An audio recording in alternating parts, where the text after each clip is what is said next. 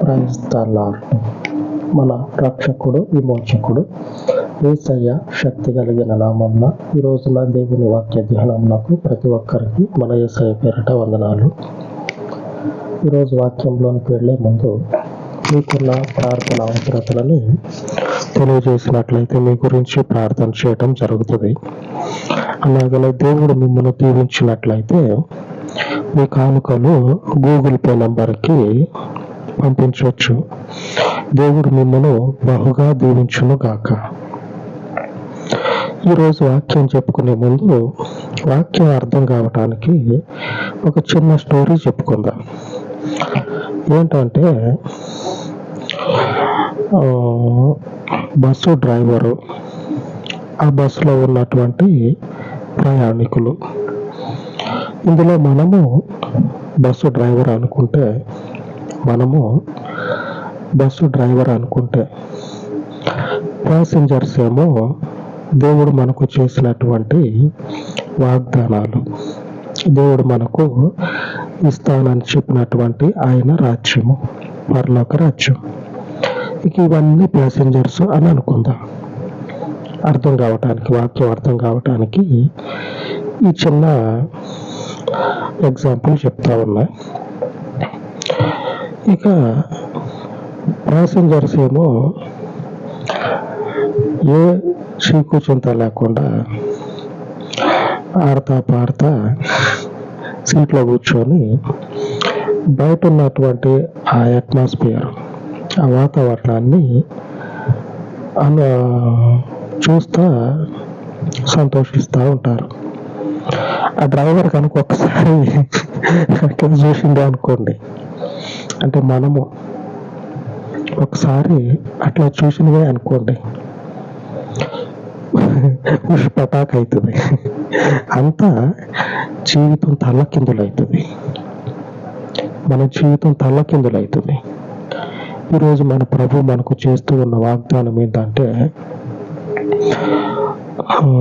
మొదటి తెస్సలోనిక 5వ అధ్యాయము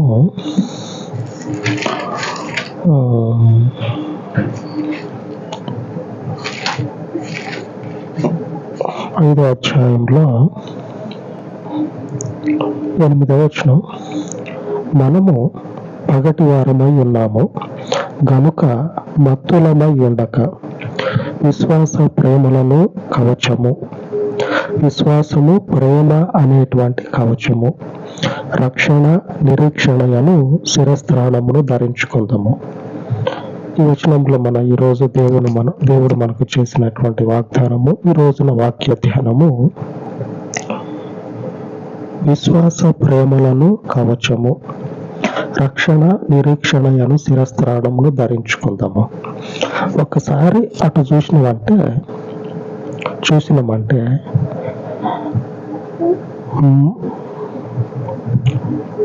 ఏదో అన్యమనస్కంగా మనం కూర్చున్నటువంటి సీటు ఒక బాధ్యత కలిగినటువంటి, ఒక బాధ్యతాయుతమైనటువంటి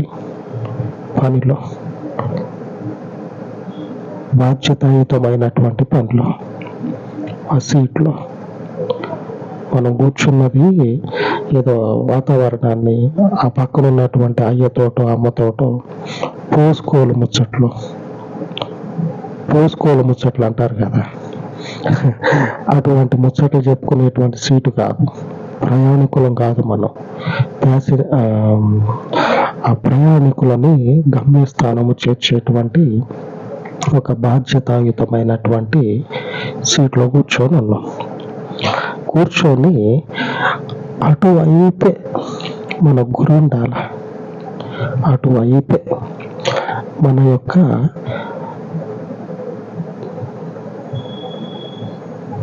గమ్యస్థానం అనేది ఏదో అటే మన నేత్రాలు, మన ఆత్మ చూస్తూ ఉండాలి. అప్పుడు మనకు చేయబడినటువంటి ఈ వాగ్దానాలు, ఈ దేవుని యొక్క రాజ్యమును స్వతంత్రించుకునేటువంటి వారమై ఉండి వీటిని మనతో పాటుగా మన గమ్యస్థానానికి చేర్చుకుంటాం. ఆమేన్. ఆ కనువిప్పు, ఆ యొక్క జ్ఞానము మనము ఈ ఆత్మీయ జీవితంలో కలిగి ఉండాలి. రక్షణ అనేటువంటి నిరీక్షణ కలిగినటువంటి హెల్మెట్, శిరస్త్రాణం. ఎందుకంటే ఈ రక్షణ మనకి నిరీక్షణ తీసుకురావాలి. ఈ నిరీక్షణ ఎలాంటిదో తెలుసా? మనం గమ్యస్థానము, మనం అనుకున్నది చేరేంత వరకు అటు చూడొద్దు ఇటు చూడొద్దు, తిన్నగా చూసుకుంటా. తిన్నగా చూసేటప్పుడు కూడా కొన్నిసార్లు కుక్కలు ఎదురుపడి మురుగుతూ ఉంటాయి. కుక్కలు కొన్నిసార్లు ఏమవుతుందంటే సడన్గా ఎవరో ఒకళ్ళు వచ్చి పడతారు రోడ్డు మీద. చూడండి, అటు పక్కకు చూస్తేనే ఒకలాగా ఉంటుంది అనుకుంటే సడన్గా ఆ రోడ్డు మధ్యలోనికి ఏయో వస్తూ ఉంటాయి. మనం చూసేటువంటి ఆ గమ్యస్థానం మనం చేరుకుంటూ ఉన్నటువంటి ఆ పరిస్థితుల్లోనే అనుకోని విధంగా ఏదో ఒక ఆటంకం అనేది వస్తుంది.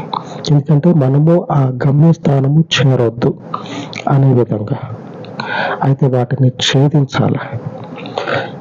ఈ రక్షణ అనేటువంటి శిరస్త్రాణంతో పాటుగా విశ్వాస, ప్రేమ అనేటువంటి వాటిని ధరించుకొని, కవచం ఉంటుంది చూసారా? కవచం ఉంటుంది.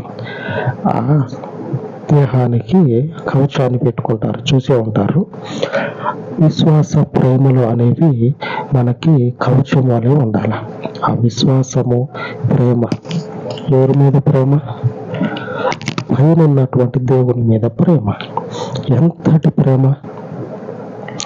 ఇంతనా ఆకాశానికి మించినంత ప్రేమ.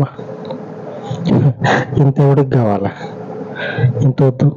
దేవునికి మనము విశ్వాసమును, ప్రేమను చూపించాల్సి వస్తే కొన్ని సందర్భాల్లో ఎలా ఉంటుందంటే, ఒక్కొక్కళ్ళ విశ్వాస జీవితము మనం గతించినటువంటి కాలంలో తెలియనటువంటి పరిస్థితుల్లో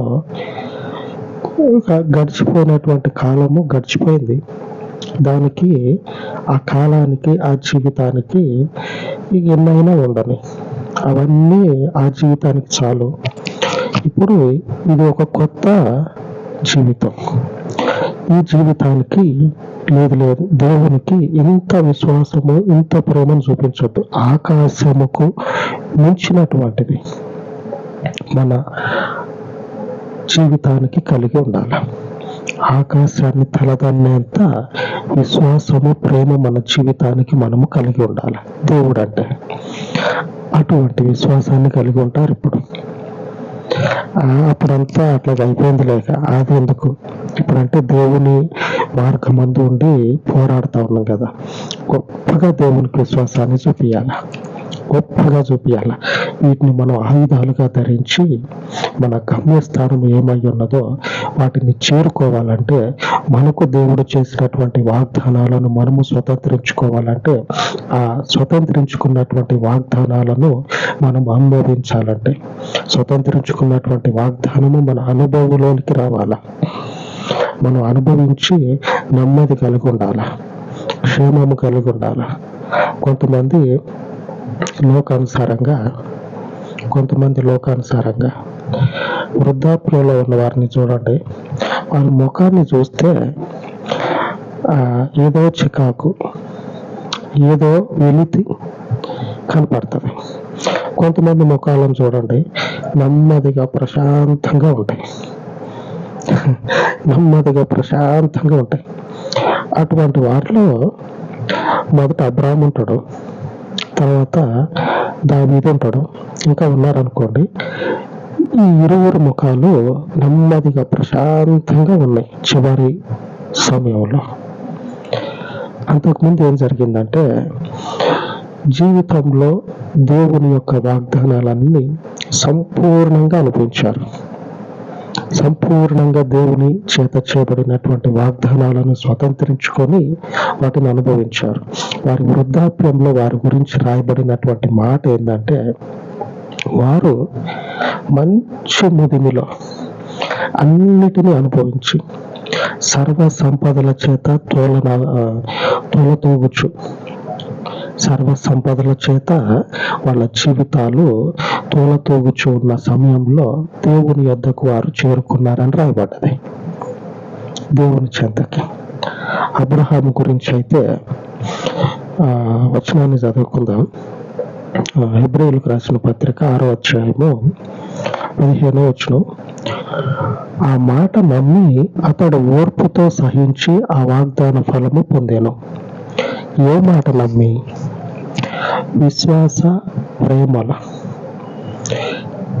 ఈ విశ్వాసము, ఈ ప్రేమని ఆ మాట మీద ఉంచి ఓపికతోటి ఆ గమ్యం ఎక్కడైతే ఉందో ఆ గమ్యము చేరే వరకు, ఈలోపు ఎన్నో ఎదురైనాయి.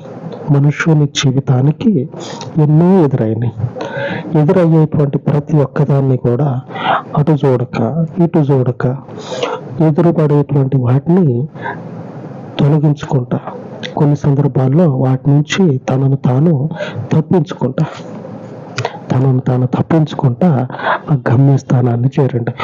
ఓర్పుతోటి, వివేకంతోటి ఆ మాటని నమ్మినటువంటి మనము ఓపికతోటి మన గమ్యస్థానము మనము చేరుకునే సమయంలో మనం అనుకున్నటువంటి దేవుని యొక్క రాజ్యము మనకు ఇస్తాను వాగ్దానం చేయటంతో పాటుగా మనకు ఆయన చేసినటువంటి వ్యక్తిగత వాగ్దానాలు, వీటినన్నిటిని కూడా పొందుకోవాలి. ఆ చివరి స్టాప్ ఏదైతే ఉంటుందో అక్కడకు చేరే పర్యంతము కూడా దేవునిని మనం ఏం చేయాలంటే ధరించుకొని ఈ జీవితానికి మత్తు అనేది రాకుండా ఊగుతా ఉంటారు, తోలుతా ఉంటారు. ఇది లోకంలో ఉన్న మనుషులు. వాళ్ళ ముందున్నటువంటి వాళ్ళ యొక్క బాధ్యత అనేది ఏందో తెలియదు. వాళ్ళకున్నటువంటి వారి యొక్క జీవితానికి వాళ్ళు చేయవలసినటువంటి పని ఏందో వాళ్ళకి వివేచన అనేది ఉండదు. మర్చిపోయి కొంతమంది కూడా తెలిసి కూడా కొంతమంది పక్కకు పెట్టేసి అటు ఇటు గాలి ఎటు తేలుతుంది. ఎప్పుడు ఒకేలాగా తేలుతుంది గాలి, తోలదు కదా. ఒక్కోసారి అటు పోతుంది, ఒక్కోసారి ఇటు పోతుంది. అట్లాగా అటు ఇటు ఊగుతూ ఉంటారు. మనం మత్తుగా లేము. మనం రక్షణ అనేటువంటి శిరస్త్రాణాన్ని ధరించుకొని విశ్వాస ప్రేమలను దేవునికి కనపరుస్తా మన వెనుక మనకు చేయబడినటువంటి, మనకు చెందినటువంటి, మన ఆధీనంలో ఉన్నటువంటి ఆ వాగ్దానాలని మనము ఓపికని దేవునికి చూపించి పొందుకోవాలి. దేవునికి మనము ఈ విశ్వాస ప్రేమలను కనపరిచి మనం పొందుకోవాలి. అంత అలర్ట్గా ఉండాలి. ఇది గల్లీలో ఉండేటువంటి ప్రయాణం కాదు. నేషనల్ హైవే అంటారు కదా, నేషనల్ హైవే. అక్కడ దేశానికి ఆ చివరి నుంచి దేశానికి ఈ చివరి దాకా, అట్లాగా జాతీయ రహదారి అంటారు చూడండి, అటువంటి ప్రయాణం ఇది. ఈ జాతీయ రహదారిలో ఒక్కొక్క రాష్ట్రంలో ఒక్కొక్క పరిస్థితి ఎదురవుతుంది. ఒక రాష్ట్రంలో దోపిడీ దొంగలు ఉంటారు, మరొక రాష్ట్రంలో చలికి తట్టుకోలేక మరణించేటువంటి వాళ్ళు ఉంటారు. అట్లాగా శరీరాన్ని, మన ఆత్మని దేవుడిచ్చినటువంటి ఆ విశ్వాస ప్రేమలను చూపించి, విశ్వాస ప్రేమలను మనకు ఎదురుపడేటువంటి పరిస్థితులకి కనపరిచి, మేము అడ్డగోలుగా ప్రయాణం చేసే వాళ్ళం కాదు, క్రీస్తుని హెల్మెట్ గా పెట్టుకొని పోతావును, ఆయన మాకు రక్షణ. అటువంటి నిశ్చయత కలిగి ప్రయాణం చేయాల. ఈ రహదారి సరాసరి దేవుని దగ్గరికి తీసుకెళ్తుంది. ఆమేన్. దేవుడు మాత్రమే మేలు చేయగలిగిన దేవుడు. అలాగనే ఆయన మాత్రమే శాశ్వత కాలము కృప చూపగలిగిన దేవుడు. ఆలోచన